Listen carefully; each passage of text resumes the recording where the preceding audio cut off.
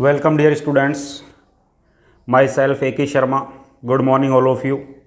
Dear students, chemical bonding में Hindi medium class के लिए आज लेक्चर नंबर 20 हम स्टार्ट कर रहे हैं। डियर स्टूडेंट्स, प्रीवियस लेक्चर में हम पढ़ रहे थे सहसंयोजी यौगिक। ठीक है, सहसंयोजी यौगिक। हमने कहा वे यौगिक जिनमें एक या एक से अधिक सहसंयोजी आबंध उपस्थित होते हैं कौन से यौगिक कहलाते हैं? सहसंयोजी यौगिक। कौन से यौगिक कहलाते हैं? सहसंयोजी यौगिक कहलाते हैं। एग्जाम्पल हमने लिया CH4। इसमें कार्बन जो है यह हाइड्रोजन के साथ 4 इलेक्ट्रॉन्स की पार्टनरशिप करेगा और इक्वल पार्टनरशिप से समान साझे से जो बंध बनेगा इनके बीच में, कार्बन और हाइड्रोजन के बीच में, ये बंध सहसंयोजी बंध होगा। इस कारण से हम कहेंगे CH4 कैसा कंपाउंड है? सहसंयोजी कंपाउंड है। हमने लिया कार्बन के वैलेंस शेल में 4 इलेक्ट्रॉन होते हैं। इसके साथ 4 हाइड्रोजन जुड़े हुए हैं। प्रत्येक हाइड्रोजन के वैलेंस शेल में भी 1 इलेक्ट्रॉन होता है। कार्बन को अपना अष्टक पूर्ण करने के लिए 4 इलेक्ट्रॉन चाहिए। हाइड्रोजन को अपना ऑक्टेट पूर्ण करने के लिए 2 इलेक्ट्रॉन चाहिए, 1 इलेक्ट्रॉन चाहिए। तो ये दोनों 1-1 इलेक्ट्रॉन का साझा करेंगे। इस पार्टनरशिप में 1 इलेक्ट्रॉन कार्बन देगा, 1 इलेक्ट्रॉन हाइड्रोजन देगा। इधर पार्टनरशिप में भी 1 इलेक्ट्रॉन कार्बन का, 1 इलेक्ट्रॉन हाइड्रोजन का। प्रत्येक हाइड्रोजन के साथ समान पार्टनरशिप करेगा कार्बन परमाणु और इस तरीके से कार्बन में 4 बंध बनेंगे समान पार्टनरशिप से और ये सहसंयोजी आबंध है। कौन सी आबंध है? सहसंयोजी आबंध है। इसलिए हम कहेंगे कि ये जो अणु है CH4 ये सहसंयोजी यौगिक हो गया। कैसा यौगिक हो गया? सहसंयोजी। क्लियर? अब डियर स्टूडेंट्स, हम बात करेंगे सहसंयोजी यौगिकों के अभिलक्षण। सहसंयोजी यौगिकों के अभिलक्षण। ठीक है, सहसंयोजी यौगिकों के अभिलक्षण में सहसंयोजी यौगिकों के अभिलक्षण। ठीक है, इनके लक्षण में हम बात कर लें। फर्स्ट अभिलक्षण हमारे पास आता है तो हम बात करेंगे भौतिक अवस्था की। किसकी बात करेंगे? भौतिक अवस्था की बात करेंगे। डियर स्टूडेंट्स, हम कहेंगे रूम टेम्परेचर पर या सामान्य ताप और दाब पर ये यौगिक सामान्यतः गैसीय अवस्था में, सामान्यतः हमने क्या कहा? सामान्यतः कौन सी अवस्था में होते हैं? गैसीय अवस्था में या फिर द्रव अवस्था में होते हैं। कंडीशन क्या है? सामान्य ताप और दाब पर। क्यों होते हैं? इसका कारण क्या है? कारण है कि इनमें अणुओं के बीच एक दुर्बल बल लगेगा। अवयवी कण के रूप में यहाँ पे क्या है? अणु है। अवयवी अणुओं के मध्य एक दुर्बल बल लगता है। अवयवी अणुओं के मध्य दुर्बल वांडरवाल बल लगता है। कौन सा बल होता है? दुर्बल वांडरवाल बल होता है। क्लियर? फिर हम बात करेंगे कि इनमें से कुछ ऐसे होते हैं, कुछ सहसंयोजी यौगिक मुलायम ठोस होते हैं। मुलायम ठोस होते हैं। इसका रीजन क्या है? रीजन है कि इनका अणुभार उच्च है। उच्च अणुभार के कारण ये मुलायम ठोस होते हैं। जैसे हम एग्जाम्पल की बात कर लें, फास्फोरस है, सल्फर है, आयोडीन है। ये सभी फास्फोरस P4 के रूप में होता है, सल्फर S8 की फॉर्म में होता है, आयोडीन I2 की फॉर्म में होता है। इन सब के अणुभार बहुत उच्च है और अणुभार बहुत उच्च होने के कारण ये कौन सी स्टेट में होते हैं? ठोस अवस्था में होते हैं। क्लियर हो गया यहां तक? तो फर्स्ट हमने कैरेक्टर्स लिया भौतिक अवस्था। अब हम इसका सेकंड अभिलक्षण लेंगे। डियर स्टूडेंट्स, सेकंड अभिलक्षण हमारे पास आता है मेल्टिंग और बॉइलिंग पॉइंट, गलनांक और क्वथनांक। ठीक है, सेकंड प्रॉपर्टी हम लेंगे गलनांक व क्वथनांक। हम कहेंगे इनमें दुर्बल वांडरवाल बल है तो इनके गलनांक और क्वथनांक लो होते हैं, निम्न होते हैं। ठीक है, क्यों? क्योंकि दुर्बल वान डेर वाल बल है। किसके कारण होते हैं? दुर्बल वान डेर वाल बल के कारण होते हैं। किसके कारण होते हैं? दुर्बल वान डेर वाल बल के कारण। लेकिन मैं एक बात आपसे कह दूं कि हमारे पास डायमंड जो है, हीरा, ये भी एक सहसंयोजी यौगिक है। डायमंड कैसा यौगिक है? सहसंयोजी यौगिक है। ठीक है, फिर हम बात कर लें सिलिकॉन कार्बाइड, SiO2, ठीक है, एल्यूमिनियम नाइट्राइड, इनमें नेटवर्क संरचना बनेगी। नेटवर्क संरचना बनेगी, और या मैं कह दूं एक बहुत बड़ी संरचना बनेगी, जेंट स्ट्रक्चर बनेगी, जिसके कारण इनके गलनांक और क्वथनांक उच्च होते हैं। इनके मेल्टिंग पॉइंट और बॉइलिंग पॉइंट क्या होते हैं? उच्च होते हैं। ठीक है, मेल्टिंग पॉइंट और बॉइलिंग पॉइंट क्या होते हैं? उच्च होते हैं। दो फिजिकल प्रॉपर्टी हमारे पास हो गई। फर्स्ट हम इनके अभिलक्षण में हमने पहला लिया भौतिक अवस्था। सामान्यतः हमने क्या कहा, ये कौन सी अवस्था में होते हैं? गैस या द्रव अवस्था में होते हैं। क्यों होते हैं? क्योंकि इनके अणुओं के बीच में एक दुर्बल वान डेर वाल बल लगता है। फिर हमने कहा कुछ अणु उच्च अणुभार होने के कारण ये मुलायम ठोस होते हैं, जैसे फास्फोरस है, सल्फर है, ठीक है, आयोडीन है, ये उच्च अणुभार के कारण मुलायम ठोस होते हैं। फिर हमने लिया गलनांक और क्वथनांक। तो डियर स्टूडेंट्स, हमने कहा इनके गलनांक और क्वथनांक कम होंगे। क्यों होंगे? क्योंकि इनके बीच दुर्बल वान डेर वाल बल है। लेकिन कुछ ऐसे यौगिक हैं, सहसंयोजी यौगिक हैं, जिनमें क्या होता है, जिनमें जेंट संरचना होती है, जिसके कारण इनके गलनांक और क्वथनांक क्या होते हैं? हाई होते हैं। ठीक है, गलनांक और क्वथनांक क्या होते हैं? उच्च होते हैं। क्लियर? अब हम बात करें नेक्स्ट डिफरेंट की हम बात करें, नेक्स्ट प्रॉपर्टी की हम बात करें, तो तीसरा इनका इंपॉर्टेंट पॉइंट है कि क्रिस्टलीय संरचना भी इनमें पाई जाती है। और क्रिस्टलीय संरचनाएं जो होती हैं वो 3 प्रकार की होती हैं। थर्ड पॉइंट हमने लिया क्रिस्टलीय संरचना। कौन सी संरचना? क्रिस्टलीय संरचना। तो डियर स्टूडेंट्स, इनमें क्रिस्टलीय संरचना हमने कहा 3 तरीके की होती है। कितने तरीके की होती है? 3 तरीके की होती है। देखो,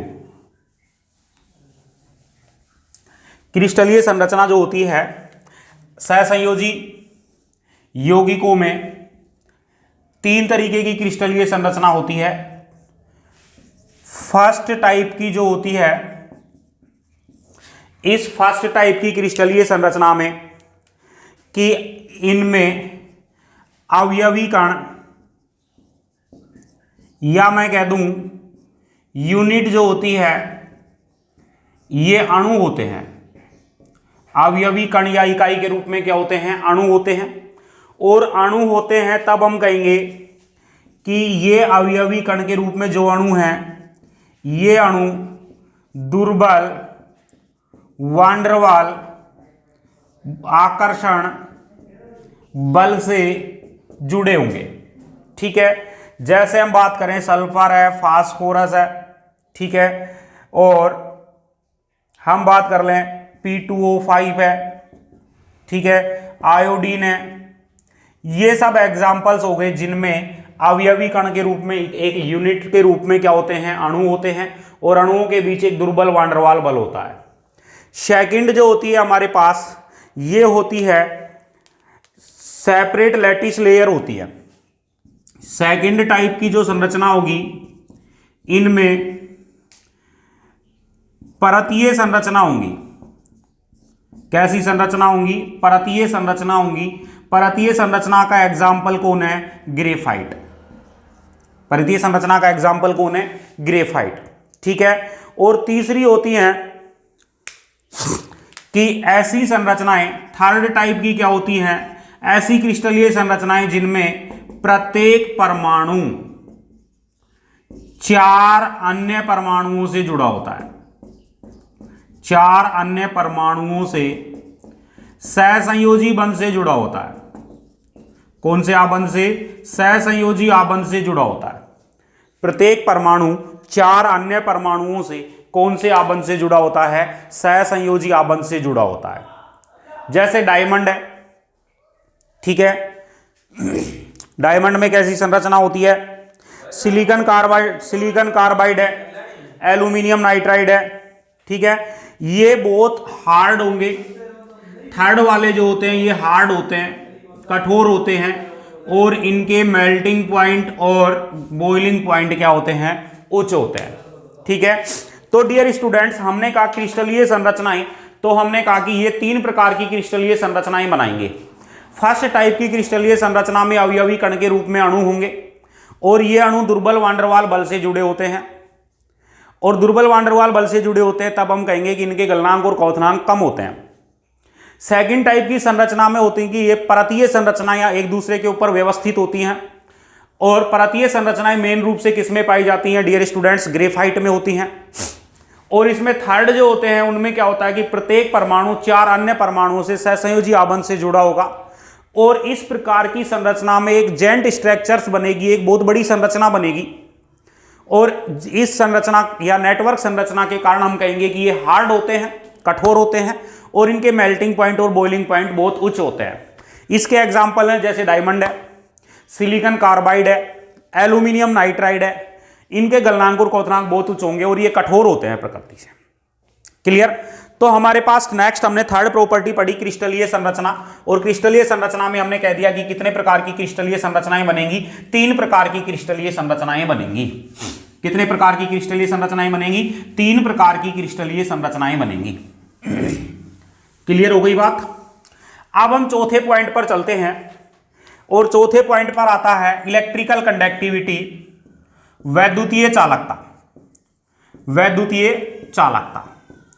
तो डियर स्टूडेंट्स, हम बात कर ले सहसंयोजी क्रिस्टलीय ठोस जो होते हैं ये विद्युत के क्या होते हैं, अचालक होते हैं। विद्युत के क्या होते हैं, अचालक होते हैं, यानी कि ये इलेक्ट्रिकल कंडक्टिविटी शो नहीं करेंगे, इनमें किसी भी प्रकार की विद्युत धारा का प्रवाह नहीं होगा। लेकिन इसका एक अपवाद हमारे पास आता है कि ग्रेफाइट जो है, एक्सेप्शन है, ग्रेफाइट जो है अपनी आंतरिक संरचना के कारण विद्युत का चालन करता है।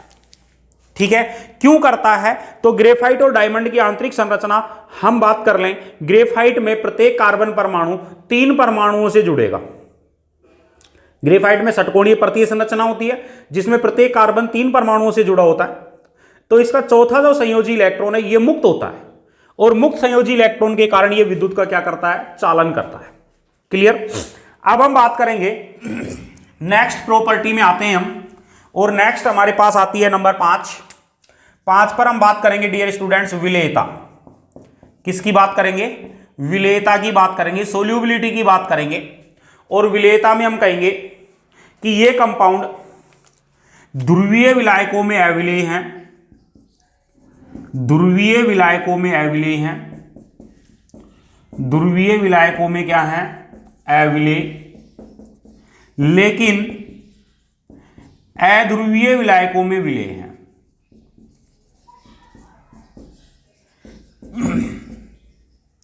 अध्रुवीय में क्या है, विलेय हैं, अध्रुवीय विलायकों में विलेय हैं। हमने एक ट्रिक बताई थी, समान समान को गोलता है। ध्रुवीय विलायक है तो ध्रुवीय को गोलेगा, अध्रुवीय विलायक है तो अध्रुवीय को गोलेगा। हमने कहा कि सहसंयोजी यौगिक होते हैं ये अध्रुवीय होते हैं, अध्रुवीय होते हैं, इसका मतलब ये अध्रुवीय में घुलेंगे, क्योंकि समान समान को घुलता है, तो ये घुलेंगे अध्रुवीय में। ठीक है, तो हम कहेंगे कि ये अध्रुवीय विलायक में तो घुलते हैं लेकिन ध्रुवीय विलायकों में नहीं घुलते। ठीक है, नेक्स्ट आता है इंपॉर्टेंट पॉइंट, समावयवता। नंबर 6 पर हम बात करेंगे समावयवता। तो डियर स्टूडेंट, समावयवता देखो, सहसंयोजी आबंध जो है ये आबंध दृढ़ बंध है, और दृढ़ होने के साथ साथ मैं कह दूं दिशात्मक है। कैसा है, दिशात्मक है। डायरेक्शनल है, नॉन डायरेक्शनल होता तो इसमें समावयवता नहीं होती, ये डायरेक्शनल है, दिशात्मक है। दिशात्मक है तो ये संरचना समावयवता भी दर्शाएगा। ठीक है, और संरचनात्मक समावयवता दर्शाने के साथ साथ में ये स्पेस आइसोमेरिज्म भी दर्शाएगा। ठीक है, यानी कि ये त्रिविमीय समावयवता भी दर्शाएगा। ठीक है, स्पेस आइसोमेरिज्म भी व्यक्त करेगा। क्लियर हो गई बात? कितनी प्रॉपर्टीज हमने पढ़ ली? 6 गुण हमारे पास हो गए सहसंयोजक यौगिकों के, सहसंयोजी यौगिकों के। अब हम बात करें नेक्स्ट, तो हम बात कर लेते हैं कि सहसंयोजी यौगिक जो होते हैं इनमें आणविक अभिक्रियाएं होती हैं। कौन सी अभिक्रियाएं होती हैं? आणविक अभिक्रिया दर्शाते हैं। कौन सी अभिक्रिया दर्शाते हैं? आणविक अभिक्रिया दर्शाते हैं। ठीक है, आयनिक जो यौगिक थे उनमें अभिक्रिया आयनिक थी, यहां पर कौन सी अभिक्रियाएं होंगी? आणविक अभिक्रियाएं होंगी। आणविक अभिक्रियाओं में हम बात कर सकते हैं रेट ऑफ रिएक्शंस की, तो रेट ऑफ रिएक्शंस इनमें बहुत कम होगा, यानी कि इनकी जो अभिक्रियाएं होंगी ये धीमी गति की अभिक्रियाएं होंगी। ठीक है, तो डियर स्टूडेंट्स ये थे सहसंयोजक यौगिकों के अभिलक्षण। अब हम बात कर लें सहसंयोजी और आयनिक आबंध जो हमारे पास थे, इन दोनों में एक अंतर स्पष्ट कर लें, फिर हम आगे बढ़ेंगे। तो हम अंतर कर रहे हैं किस किस में? हम पहले पढ़ चुके हैं आयनिक आबंध, और दूसरा हम कंप्लीट कर चुके हैं सहसंयोजी आबंध। इन दोनों में हम अंतर स्पष्ट कर रहे हैं। ठीक है, सहसंयोजी और आयनिक आबंध में सबसे पहले मैं कह दूं इस आबंध का निर्माण कब होगा? पहला डिफरेंट, आयनिक आबंध का निर्माण कब होगा? जब इलेक्ट्रॉन विद्युत धनी परमाणु से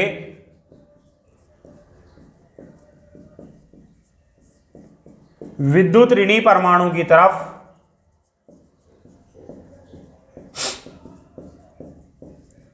पूर्णतः ट्रांसफर होता है।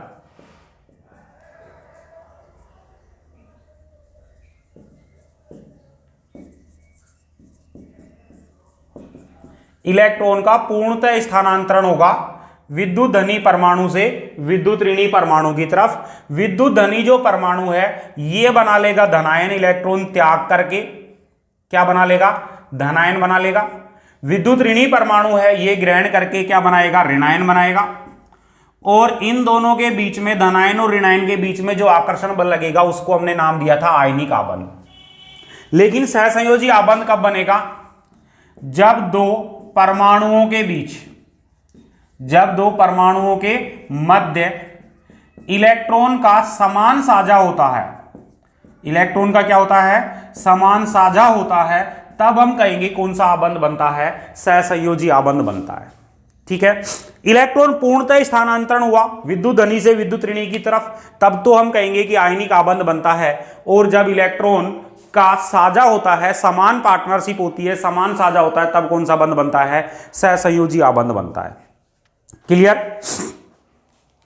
दूसरा पॉइंट देखो, इलेक्ट्रॉनों का स्थानांतरण होगा तो एक परमाणु विद्युत धनी है और एक परमाणु विद्युत ऋणी है। इसका मतलब है कि यह बंध कब बनेगा? जब असमान परमाणु हो, एक परमाणु विद्युत धनी हो और एक परमाणु विद्युत ऋणी हो। असमान परमाणुओं के मध्य जो बंध बनेगा वो कौन सा है? आयनिक। दूसरी बात, समान साझा होगा तब हम कहेंगे या तो समान परमाणु है, उनके बीच में ही बन सकता है, या असमान परमाणु है। और जिनमें मैं कहूं असमान परमाणु है तब मैं कहूंगा इनमें विद्युत ऋणता का अंतर कम होना चाहिए। विद्युत ऋणता का अंतर कम होना चाहिए या 0 होना चाहिए, 1.6 से भी कम होना चाहिए विद्युत ऋणता का अंतर, तब कौन सा बंध बनेगा? सहसंयोजी बंध बनेगा। और यहां मैं कह दूं दोनों परमाणुओं की विद्युत ऋणता में अंतर उच्च होना चाहिए। विद्युत ऋणता में अंतर क्या होना चाहिए? उच्च होना चाहिए, 1.6 से ज्यादा होना चाहिए। जब कौन सा आबंध बनेगा? आयनिक आबंध बनेगा। कितने अंतर हमने स्पष्ट कर लिए? 3 अंतर हमने स्पष्ट कर लिए। नेक्स्ट नंबर 4, और नंबर 4 पर हम बात कर लें तो डियर स्टूडेंट्स फोर्थ डिफरेंट हमारे पास आएगा।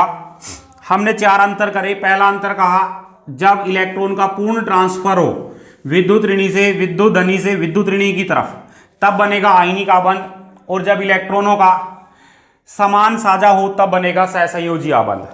ठीक है। दूसरा हमने कह दिया कि असमान परमाणुओं के बीच बनेगा आयनिक आबंध, और हमने कहा समान परमाणु या जिन परमाणुओं के बीच विद्युत ऋणता का अंतर कम है उनमें बनेगा सहसंयोजी आबंध। अब हम बात करेंगे नेक्स्ट अंतर की। चौथा अंतर हम लेते हैं, तो हमने कहा कि हमारे पास जो है ये आबंध एक तो दृढ़ नहीं होगा, दृढ़ नहीं है, और दृढ़ नहीं होने के साथ साथ ये अदिशात्मक होता है। कैसा होता है? अदिशात्मक। ठीक है। जबकि मैं कहूंगा कि ये आबंध जो है सहसंयोजी आबंध दृढ़ होता है, और दृढ़ होने के साथ साथ ये डायरेक्शनल होगा, दिशात्मक होगा। ठीक है। कैसा होगा? डायरेक्शनल होगा। ठीक। और फिर मैं कह सकता हूं कि अब ये अदिशात्मक है, अदिशात्मक है, तब मैं कहूंगा कि ये समावयवता नहीं दर्शाएंगे। आयनिक आबंध में कोई समावयवता नहीं होगी, लेकिन डियर स्टूडेंट्स सहसंयोजी आबंध में समावयवता होगी, और ये स्ट्रक्चरल आइसोमेरिज्म और स्पेस आइसोमेरिज्म शो करेंगे। ठीक है। स्ट्रक्चरल आइसोमेरिज्म और स्पेस आइसोमेरिज्म शो करेंगे सहसंयोजी आबंध वाले। ठीक है। फिर मैं कह सकता हूं छठा डिफरेंट डियर स्टूडेंट्स, मैं कह सकता हूं ये जो है ये अपेक्षाकृत दुर्बल होता है। ठीक है। और दुर्बल होने का मतलब है इस आकर्षण बल को आसानी से ब्रेक किया जा सकता है, तोड़ा जा सकता है। ठीक है। लेकिन डियर स्टूडेंट्स सहसंयोजी आबंध होता है ये प्रबल होता है, और प्रबल है इसका मतलब है इसको सरलता से ब्रेक नहीं किया जा सकता, इसको आसानी से नहीं तोड़ा जा सकता। ठीक है। फिर मैं कह सकता हूं ये जो यौगिक होते हैं ये ध्रुवीय होते हैं, और इनके जो यौगिक होते हैं ये कैसे होते हैं? अध्रुवीय होते हैं। ठीक है। ये यौगिक कैसे होते हैं? ध्रुवीय, और ये यौगिक कैसे होते हैं? अध्रुवीय होते हैं। ठीक है। इस प्रकार सहसंयोजी आबंध और हमारे पास आयनिक आबंध में कुछ क्या हो गए? डिफरेंट। क्लियर? अब डियर स्टूडेंट्स हम बात करेंगे सहसंयोजी यौगिक और आयनिक यौगिकों में क्या अंतर है। इन्हीं के आधार पर हम सहसंयोजी यौगिक और आयनिक यौगिकों में अंतर स्पष्ट कर सकते हैं। ठीक है।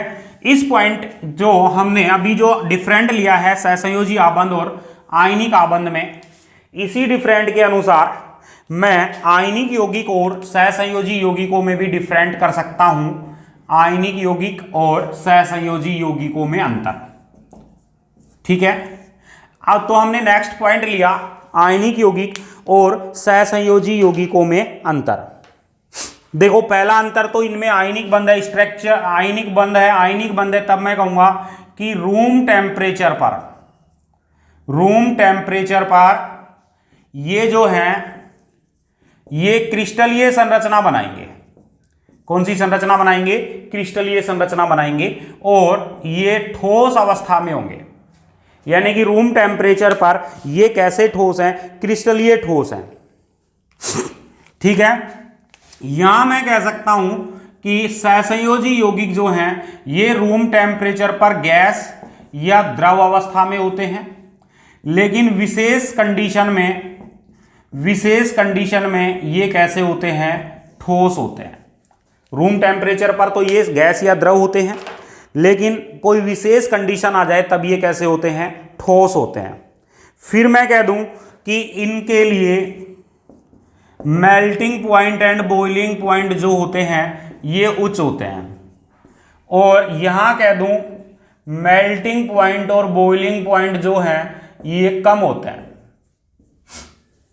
ठीक है।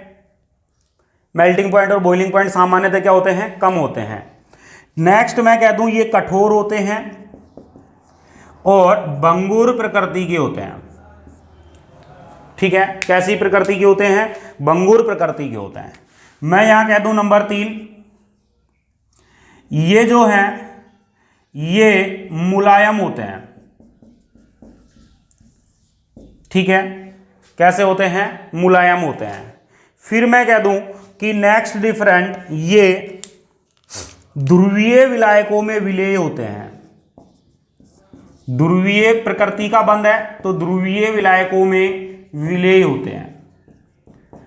ये अध्रुवीय प्रकृति का बंध था, तब हम कहेंगे कि ये अध्रुवीय विलायकों में विलेय हैं। कौन से विलायकों में विलेय हैं? अध्रुवीय विलायकों में विलेय हैं। ठीक है, कितने डिफरेंट हो गए? 4।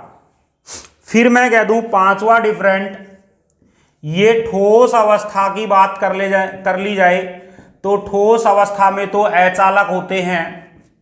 क्यों? क्योंकि ठोस अवस्था में इनके धनायन और ऋणायन एक आकर्षण बल से जुड़े हुए हैं, लेकिन जैसे ही हम इनको विलयन में कन्वर्ट कर दें या गलित अवस्था में लेते हैं, तब इनके आयन मुक्त हो जाते हैं और मुक्त आयनों की गति के कारण ये विद्युत का चालन करते हैं।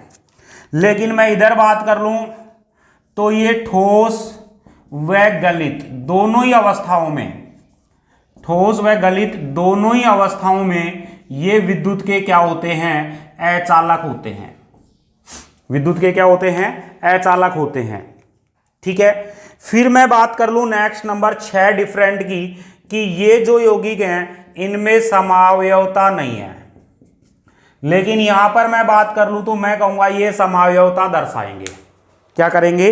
समावयवता दर्शाएंगे। फिर मैं लास्ट डिफरेंट बता देता हूं डियर स्टूडेंट्स, डिफरेंट नंबर 7।